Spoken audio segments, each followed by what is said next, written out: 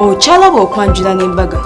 We compliment kugamba buli omu ajuliriza munne. Tosanga waka wa muno notandika muvumirira. Tandika muvumirira. Oli mwogeza okutakaza no microphone. Lwaki ogereko wa kamera? Tandika kubina obuzanyo bwo n'ofulo wa kamera embooza. Kati bwe twabigala bwe twatandika Mikolo magazine tuleeta Oluganda tugamba buli muntu yenna alina kyagattako munne. Wa kamera yo muntu wa mugaso nnyo. Kuba yakuwa ekifaananyi ekirungi kyono postinga. Bitwogera byonna ku Mikolo. Kamera yebirina. Omukolo gwonna ne guba gwateereddwamu ssente mmeka ekifaananyi ekyo ne kibula wa video neetalabika oyinza okumpulira olutalo wandingambye musajja gwe newandiwayagadda milioni 2 nandizikuwadde notata mukolo gwange ofuna kyenkugamba obuvunaanyizibwa bwa kamera nti batutuusa yonna gye tusobola okubeera bashafiiki so n'olwensonga eyo bashafiiki bano balina omulimu gw'amaanyi gwe bakolera eggwanga naffe abali mu mikolo gino kyovalaba nti n'abakamera by the way bonna tubaagala ate Data TV egenda kubeera waleesoosowaze abali mu gundi twagala okulaba ebifaananyi eby'amaanyi bigenda kubeera live TV nga weeziri bakola omulimu gw'amaanyi mu mikolo gino so Mikolo Expo yo nti jangu ofune ku experience omanyi waliwo abantu ababeeramu n'okuzalawa bagamba ate kati ekino kirimu kyaliita mazzi mawanvu kirimu Data TV n'okiyita ekyokuzannya tugenda kubeera n'ebintu byanjawulo nnyo abantu munyumirwe nga bwe muyiga so twagala ezo ennaku ennya ekisooka nti n'obajjukiza nti wali ka entrance fee katono nnyo ekibadde njagala nkikondeka nti bakitegeere ka 15 zokka nti gwe obudde okuva kati tegeka 10,500 olunaku olwokuna 15,000 olunaku olwokubiri 15,000 olunaku olwokusatu 15,000 olunaku olwokuna gyemitwalo ebiri nti buli lunaku jangu oyingire kwajja kusanga ebintu byanjawulo yingira teekayo 15,000 fuluma yingira yongerayo 15,000 fuluma ebintu biri affordable so Mikolo Expo etugenda okuba nayo tusaba buli muntu yenna alina gwe ng'olina omukolo waliwo famire nno abafunye obuzibu bagenda kukola mukolo gwa mbaga naye ng'ekyabaleetedde obuzibu omwami yali yategeka ng'omukolo ayagala gukola nga amaze kuva mu Mikolo Expo kati omukyala yeetumiikiriza agenda asasula kyaki booking and reception omusajja embaga yagisazizaamu yamugambye Mikolo Expo emala kubeerawo era yagaye nti either ogenda n'ekyo bw'okigaana nfuna omukyala omulala abantu ekintu kya mikolo bakitutenga bakiri serious kati twagala nti gwayina omukolo gwonna gw'olowooza akosooka opoozinge dinda Mikolo Expo mala okujja olabe osange baservice providers abatagenda kukuyuwa osange ebitundu by'oyagala mu mukolo mwabeetegekera emikolo n'emiguba gya gavumenti gino end of year party mwabayina graduations abantu abagenda okugulawo churches ebyenjawulo sooka ojje byonna bipoozinge sooka ojje Mikolo Expo ennaku nnya zaakuwummula mu ggwanga era tugenda bayinza oggituwa zonna zaakuwummula mu ggwanga kuba ekintu kinene bantu bakyetaaga okuwummula bwategeka omukolo gwe nga bwasinkana ba service provider ab'enjawulo weeroboza kweno weeroboza kwoli ate n'ekirala tobudde bwatuweereddwa ssaawa 2 mpaka ssaawa 4 ez'ekiro gweoba ovudde mu ofiisi jangu yitayo ojja basangayo wagenda kubeerawo lighting emala buli kimu kyonna kigenda kubeera twagala mujje mulabe ku kyenjawulo kuba byonna tetwagala bimalayo mufune ku kenjawulo mulabe nti kintu kyanjawulo kyetutegese kale kati waliwo omuntu agamba nze mbadde sibimanyiiko naye nga nange ndi service provider njagala okwegatta nfune stall nzije nange ebintu byange nsaba omutuweere enamba y'essimu omuntu oyo enamba ez'essimu ziri 2 esooka eri 070M 62 292 ne 077 62 292 ekanzire mu 070M 620 292 077 620 292 izo namba zikubeko essaawa zonna ez'emirimu bajja kusobola okuddamu bajja kusobola okuyamba tusigazaawo ko stole ntonotono si nyingi nnyo tusobola okupulaningira ng'obudde buno kasata sukka wiiki ejja n'obeera ng'ozze mwangu n'okuba bajja kusobola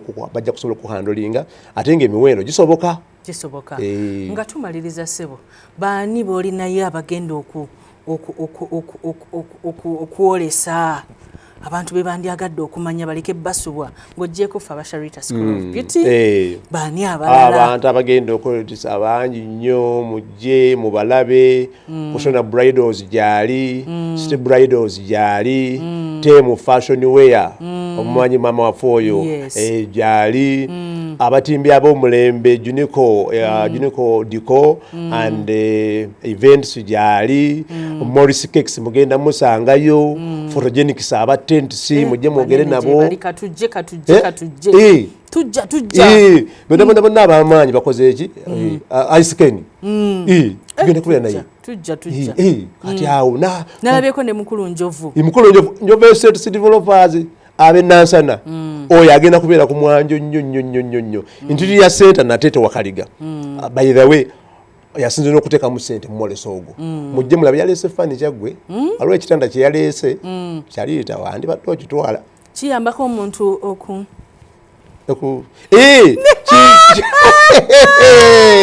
kiri kikuwa ekirungo kyanjawulo niba wandibadde tosobola kukoowa interior center yaleese furniture kati oyo agenda kubeerayo Njovesses agenda kubeerayo Roseform baŋŋambye nabo ab'ebifaliso tugenda kubeera nabo bagenda kireeta abantu abakola juice ow'omulembe bonna abaka Uganda Breweries nkugambye tugenda kuba nabo Pepsi Cola tugenda kuba nabo mujje mufuneyo emiwendo ojja mu mwoleso guno ekyenjawulo nti bagenda kukusalirako ebitundu 2 ku buli 100 Kasoga nabadde mu mwoleso gye nabasanze ebyokunywa bajjako bakusalirako ekakadi kakano bakampadde nekakadi bakakuwadde ono bakikyo oyagala olwo gardens kati ebifo ebyakabye byakatandikawo kafe tenda and suits awe we bajja tugenda kubeera nabo butereevu waliwo aba Victoria Tours and Travel bagambye mujjemu bagenda okugenda ku honeymoon bagenda kuba bakolako bulungi nnyo Victoria Tours no bamaanyi bamaanyi batambuza abantu ensi yonna bana tugenda kubeera nabo so buli muntu yenna gwomanyi nti wa muwendo nnyo aba Image World Events abakuba ebifaananyi bakwata kamera mulembe tugenda kubeera nabo so tugenda kubeera ne Queen Sounds by the way Queen Sound egenda okukola sound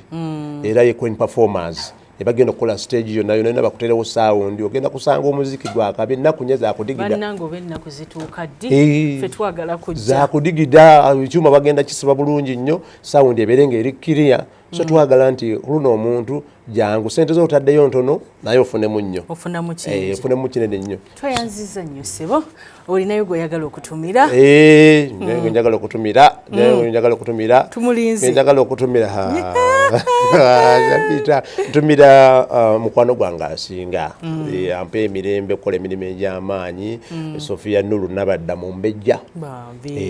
abeerawo obutambuuza bibuuzo bingi nti ovaawo olagawo olinaani anti ensi yagamba gwegenda okole eddadi yakuleka okola byebale nnyo abasawo baffe aba Ecofarm Uganda ebuna wonna Ecofarm Pharmacy mwebale nnyo okukkiriza kututeekamuko amaanyi twebaza abangi of Estates nansana ate bano bampaddeyo ne protein owewonya bampaddeyo protein mukulu Njovu kwegamba omuntu ayinza okugyayo neyewangulira protein era wajja wali mu mwoleso wali n'aba ne password abaana bagenda kubeera abangi of Estates bagenda kubanga bakuwa discount gwe poto osobola n'okisasula mu kibanja mpola bagenda kubeera nabo bw'oyogere nabo password eri nti twadefenda mu mwoleso ebintu by'ettaka nga bibeera byangu nnyo tubebaza nnyo mwebalire ddala twebaza aba Flame Media nayo ebadde tukola nayo bulungi nnyo omulimu ogw'amaanyi ennyo okulaba nti ebintu byonna byonna ebyobulango bitambula bulungi magazine eyafulumye ogenda gisanga mu mwoleso twagala abantu bajje musange ekintu ekipya mwoleso oyingira wali ali no ku luno luli kaali ka mitwalo 2.5 naye waliwo sponsor eyagambye nti abantu anakata mukabwire ku mutwalo ogwo sponsor yebale kuba ebiri kirondo ku mutwalo ogwo mukati ogenda kuyingira ali ku gate oba awali reception bakwaniriza twale magazine yawo ku mutwalo gumu Sharita mazima wanvu obere ngo omota buliro mu magazine yo wendi mu magazine School of Beauty bwe jajisangamu so no lwensonga eyo bannaye naye nno kino ekintu so koleke byonna era bannaye twagambye Shalita temuddamu mutawanyi mukubira amasimu olunaku olwokunanga 2 mpaka naku z'omwezi nga 5 tugenda kuba mu Mikolo Expo tugenda kubeera busy nga tubaniriza actually mfo kyokkuba esimu jangu otulabe bulabe ku 10 ezo 5 jangu tusange erugogo ekintu tugenda kukisoosowaza n'ebirabo bingi mujja bifuna abasooka kuyingira 2 3 4 ojja kuyingira n'ekirabo wali otera okubeera ennyo mu mikolo era oli mwogezi w'emikolo nga tumaliriza yes kayimba ki akatera okunyumira omuyimbi ke yayimba nogaakana abagole bakadigirirako ate nange kanyumira obuyimba obwo bungi nnyo bunkolera naye kale bwofuna akayimba konna aka Rehema Rehema ak'omukolo kasaka bakakwata ku mukolo kaba kanzijiddeyo message atuse gwenjagala amanya akayimba ako singa omugole abeera mu nnyumba omukyala nga bagambye abakolo tuka saa 8 nezirungira saa 9 ondabira sokolaba akayimba otuse gwenjagala wulira nga naye kwegamba abanga agamba oli ali mu kisenge yes guma abantu batuuse sobola balona emikolo gino naye gina okubeeramu essaala kuba naye waliwo ebibuuzo ffe betukuba aboogezi mubadde wa muludde wa naye singa batuuka wali ku gate wali ne bagamba ebibuuzo byammwe bitubisusse tuzzeeyo kimala waliwo omugolo ogutrendinga ku TikTok bagala abagole bawadde bweyogerera abako nti baguyiye bazze n'ennamba nga nnene naye tugamba bannange nti mutuukire bano bashalita naffe gye tubeerayo tubawa amagezi niko temugigwamu bugwi oyinza okulaba nga omugole naawe bambi kyewasuubiza wagamba ojja n'abantu 3 ate nojja n'abantu 15 enamba ebeesusse ekitaate yakutegekera okukyaza omubeere kamfate oba omutaddeko omugugu omunene nnyo byonna si byakwegera genda n'abo abantu bewategeka bewategesa obulungi si byagamba nti jangu tukayola jangu tugende emikolo eginyuma mwenna mukwatagana n'ekirala wabeerewo communication wakati waffe abajja naffe abakyaza ate tukozese nnyo ne abalungamya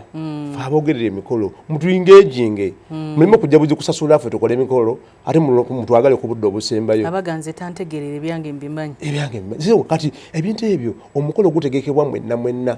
ate gutegekebwa nga abantu muguwadde time parties zonna ne ba subproviders bangi abamanyi kati Shalita ebintu byomanyi bingi mu mikolo omuntu ajja akwebuuzeeko Shalita omukolo gujjayo neetaaga ki omuyite mulungu twetaaga ABCD kino ate omukolo oyinza n'okutegeera emyaka 3 emyaka 2 enema ya Mukama nga weeri Katonda nga otaddeko ekisa kyo neweewa obudde togwa bugwe mu mukolo bamubana bakutwala dadi nze era kati nsaze omukolo tugukole wakutwala speed era biyinza okugwera mu speed so obugumikiza bwetaagisaawo pati zonna ezeegolekerana okutegeka ewaka otuuka ku mukolo Shalita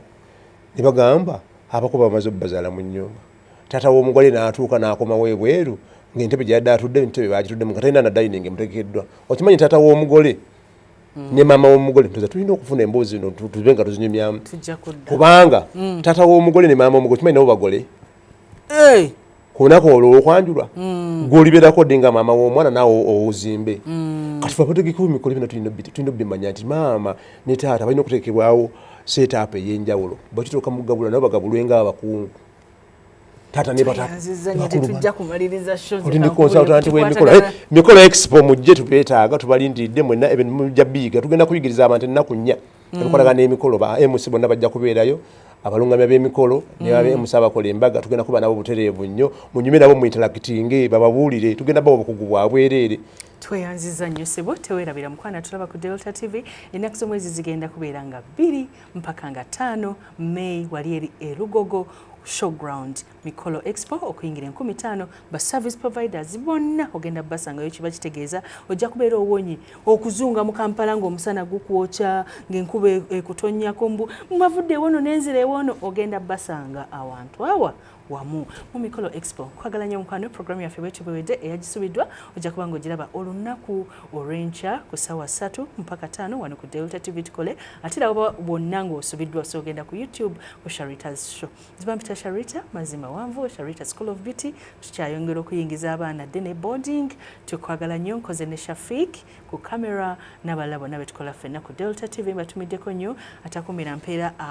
abatukuumire okyalaba okwanjula n'embaga